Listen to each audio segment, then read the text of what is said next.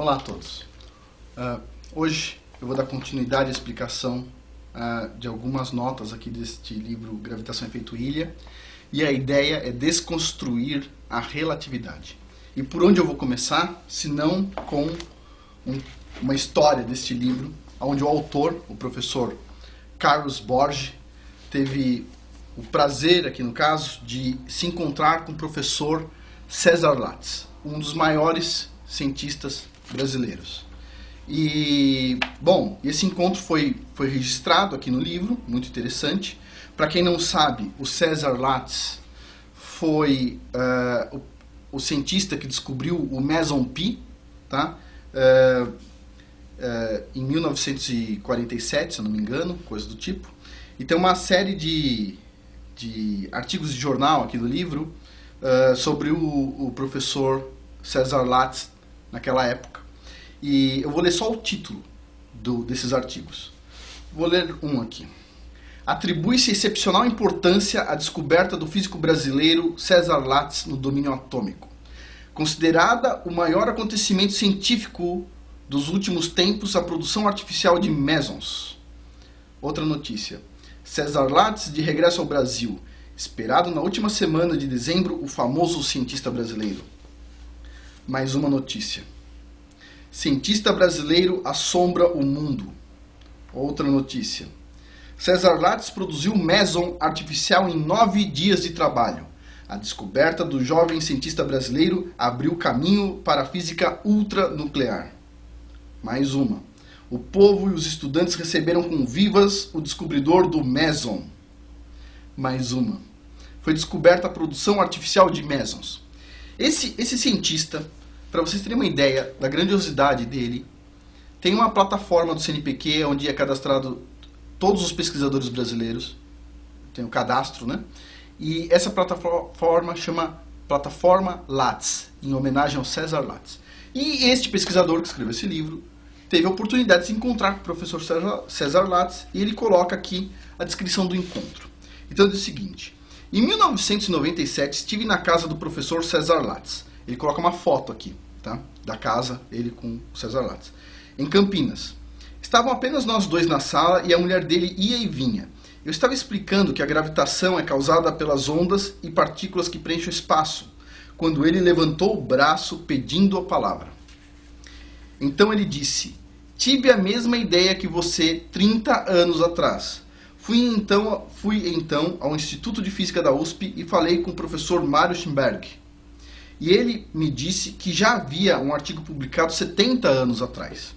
Esse artigo, de Charles Francis Brush, descreve que a gravitação é causada pelas ondas e partículas que preenchem o espaço.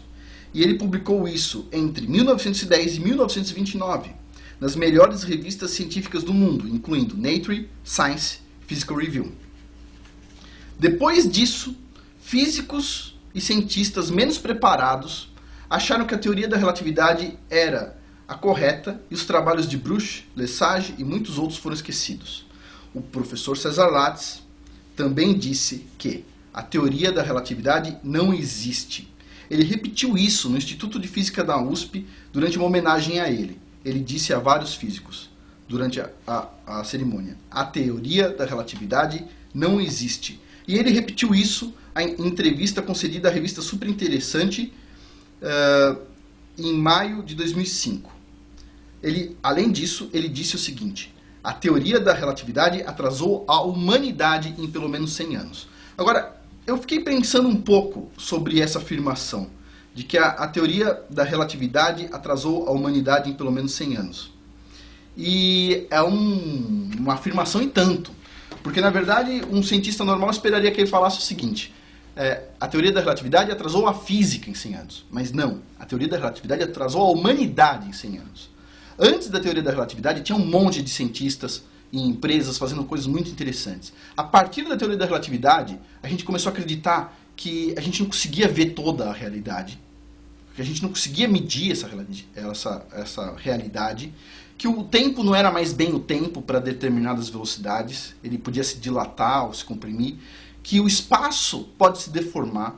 E isso não atrasou só a física, isso atrasou, eu acho que a mentalidade humana.